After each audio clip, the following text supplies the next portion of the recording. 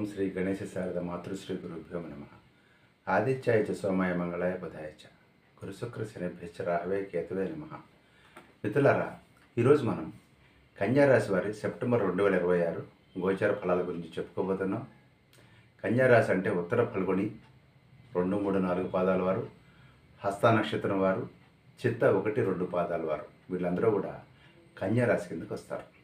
అయితే ఈ కన్యారాశి వారికి ఈ నెలలో గోచర ఫలాలు ఎలా ఉన్నాయో ఒకసారి మనం పరిశీలిద్దాము. కన్యారాశి వారికి లగ్నంలో శుక్రుడు నడుస్తున్నాడు. అదేవిధంగా మీకు షష్ఠ స్థానంలో, శత్రుస్థానంలో, రుణస్థానంలో రాహు నడుస్తున్నాడు. అదేవిధంగా సప్తమ స్థానంలో శని భగవానుడు నడుస్తున్నాడు. మరో పక్కన రాజ్యస్థానంలో కుజుడు, అదేవిధంగా లాభస్థానంలో గురువు, వ్యయస్థానంలో బుధ, కేతు, రవి, ఈ మూడు గ్రహాలు కూడా నడుస్తూ ఉన్నాయి. ఇలా నడుస్తూ ఉన్నప్పుడు ఓవరాల్గా పరిస్థితి ఎలా ఉంది అంటే, కన్యారాశి వారికి ఈ నెలలో వచ్చే కొద్దీ గ్రాఫ్ ఇలా వెళ్తుంది. అంటే నెలాఖరికి వచ్చేసరికల్లా అద్భుతంగా 8 గ్రహాలకు గాను 6 గ్రహాలు అత్యంత అనుకూలమైనటువంటి స్థితిలో ఉంటాయి. మొదట 4 గ్రహాలు, కానీ చివరికి వచ్చేసరికి 6 గ్రహాలు అనుకూలంగా ఉండబోతూ ఉన్నాయి. వీరికి ఒక విధంగా చెప్పాలంటే కన్యారాశి వారికి పట్టిందల్లా బంగారమే అంటారు చూసారా, అలా ఉండేటువంటి అవకాశం చాలా ఎక్కువగా ఉంది. ఎందుకంటే లాంగ్ లాస్టింగ్ ప్లానెట్స్ అయినటువంటి రాహువు, కేతువు, గురువు, అదేవిధంగా తక్కువ సమయం ఉండేటువంటి శుక్రుడు కూడా ఈ నెలంతా కూడా వీరి కోసం అనుకూలంగా ప్రవర్తిస్తూ ఉన్నారు. చక్కటి శుభ ఫలితాలు ఇవ్వబోతూ ఉన్నారు. అయితే మనం ముందు నెగిటివ్స్ 2-3 చెప్పేసుకొని తర్వాత పాజిటివ్స్లోకి వద్దాము. ఫస్ట్ పాయింట్, వీరు శని విషయంలో జాగ్రత్తగా ఉండాలి. శని వీరికి కష్ట నష్టాలను, అధిక వ్యయాన్ని, స్పోర్ట్స్కి సిక్నెస్ని, అలాగే కుటుంబంతో ఎడబాటు, ప్రయాణాలు, పనుల్లో ఆటంకాలను, ఇవన్నీ కూడా సప్తమ స్థానంలో ఉన్నటువంటి శని భగవానుడు ఇచ్చేటువంటి అవకాశం ఉంది. అందువల్లనే శని భగవానుడికి కానివ్వండి, శివుడికి కానివ్వండి ఆరాధన చేయండి. ఈ శని యొక్క నెగిటివ్ రిజల్ట్స్ తగ్గిపోతాయి. మరో పక్కన కుజుడు ఈ నెల మొదటి అర్థంలో అంటే 1 నుంచి 10వ తారీఖు వరకు కుజుడు కూడా బాగాలేదు. సుబ్రహ్మణ్య స్వామి స్తోత్రం చేయండి.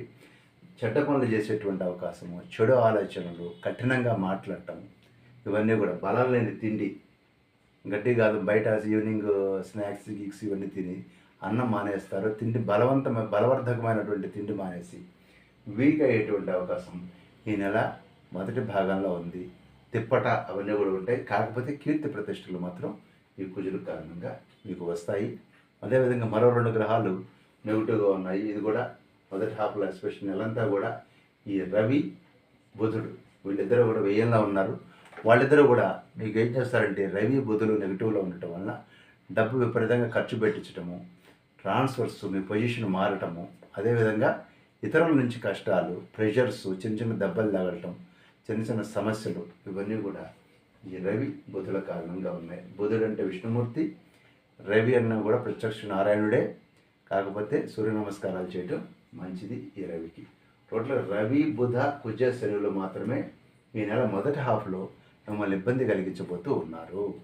మిగిలిన వాళ్ళందరూ కూడా అత్యంత అనుకూలంగా ఉన్నారు. ఉదాహరణకి నెంబర్ 1 రాహు కారణంగా మీకు శుభము, లాభము, ద్రవ్య లాభము, భూలాభము, కుటుంబ సౌఖ్యము, కాంపిటేటివ్ ఎగ్జామ్స్లో సక్సెస్, ఇవన్నీ రాహు ఇస్తే, ఏళ్ళలో ఉన్నటువంటి కేతు ఎవరైతే ఉన్నాడో ఈయన వల్ల జ్ఞాన సముపార్జన, జ్ఞాన వృద్ధి, అదేవిధంగా కార్యలాభం, ధనలాభం, అలాగే పుణ్యక్షేత్ర దర్శనం కూడాను ఈ కేతు కారణంగా మీకు ఈ సంవత్సరమే కాదు ప్రత్యేకంగా ఈ నెలలో కూడా జరిగేటువంటి అవకాశం ఉంది.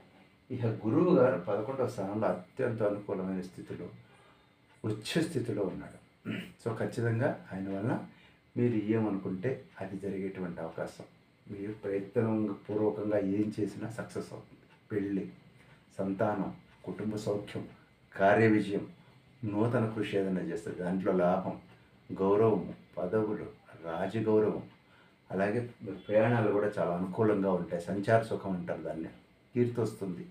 అదేవిధంగా వృత్తి ఉద్యోగాల్లో కూడా అభివృద్ధిని ఈ గురువు ఇవ్వబోతూ ఉన్నాడు. మరో పక్కన శుక్రుడు, ఈ శుక్రుడు కూడాను లగ్నాలు ఉండటం వల్ల మీకు వివాహ శుభకార్యాలు జరుగుతాయి. ఇది గత నెల నుంచే స్టార్ట్ అయింది. ఈ యొక్క ప్రభావం అంటే మీకు ఆగస్టు నెలాఖరు నుంచే స్టార్ట్ అయింది. మీకు అది కొనసాగుతూ ఉంది. మరో 2 నెలల పాటు ఇవన్నీ భోగాలు, మంచి భోజనం, ఇష్టమృష్ట అన్న లబ్ధి అనమాట. ఇష్టమైనటువంటి రుచికరమైనటువంటి భోజనాలు, చక్కగా సుఖవంతమైనటువంటి వైవాహిక జీవితం, స్త్రీ సౌఖ్యం, కుటుంబ సౌఖ్యం, విలాసవంతమైన భోజనం, వాహనం, అదేవిధంగా భోగాలు, ఇవన్నీ కూడా ఈ శుక్రుడు మీకు కంటిన్యూస్గా ఇవ్వబోతూ ఉన్నాడు. మీకు తర్వాత కూడా ఇదే పరిస్థితి కొనసాగుతుంది. బోల్డ్ గిఫ్ట్లు పొందుతారు మీరు ఈ ఆగస్టు సెప్టెంబర్ నెలల్లో. మీకు అత్యంత అనుకూలం. తల్లిదండ్రులు, పెద్దవాళ్ళు కూడా మీకు చాలా గిఫ్ట్లు ఇస్తారు ఈ సందర్భంగా. అదేవిధంగా ఇది 8వ తారీఖు వరకు ఈ పరిస్థితి అలా కొనసాగుతూ ఉండగా 18వ తారీఖు వచ్చేసరికల్లా మీకు అడిషనల్గా కుజుడు మీకు అనుకూలమైనటువంటి స్థితిలోకి వస్తున్నాడు. అందువలన మీకు సుఖవంతమైన వైవాహిక జీవితం, రోగాలన్నీ తగ్గిపోవటం, రాజగౌరవం, జనాల ఆదరణ, అన్ని రకాల శుభాలకి కూడా ఈ కుజుడు కూడా కారణం కాబోతున్నాడు. మరి కొద్ది రోజుల్లోనే, అంటే మళ్ళీ 26వ తారీఖు వచ్చేసరికల్లా నెగిటివ్గా ఉన్నటువంటి బుధుడు పాజిటివ్గా వచ్చేస్తాడు. ఈయన కూడాను ఆయన ఎప్పుడైతే లగ్నంలోకి వస్తాడో ద్వితీయ స్థానంలోకి, అంటే ఇక్కడికి వచ్చే మనిషి ఇక్కడ జరుగుతాడు. ఈ ద్వితీయ స్థానంలోకి వస్తాడు. సత్సాంగత్యము, విద్యా వినోద గోష్ఠి, ఆరోగ్యము, ధనలాభం, శుభం, ఇవన్నీ. సో 26 నుంచి 30వ తారీఖు వస్తే రాహువు, కేతువు, గురువు, శుక్రుడు, కుజుడు, బుధుడు, 6 గ్రహాలు అత్యంత అనుకూలమైనటువంటి స్థితికి మీకు చేరుకుంటాయి. ఒక్క శనిని, రవిని, వీళ్ళిద్దరిని తండ్రి కొడుకులు అనమాట. రవి గారి అబ్బాయే మీకు శని. వీళ్ళిద్దరిని జాగ్రత్తగా చూసుకోవాలి. వీళ్ళిద్దరు శత్రువులే మళ్ళీ.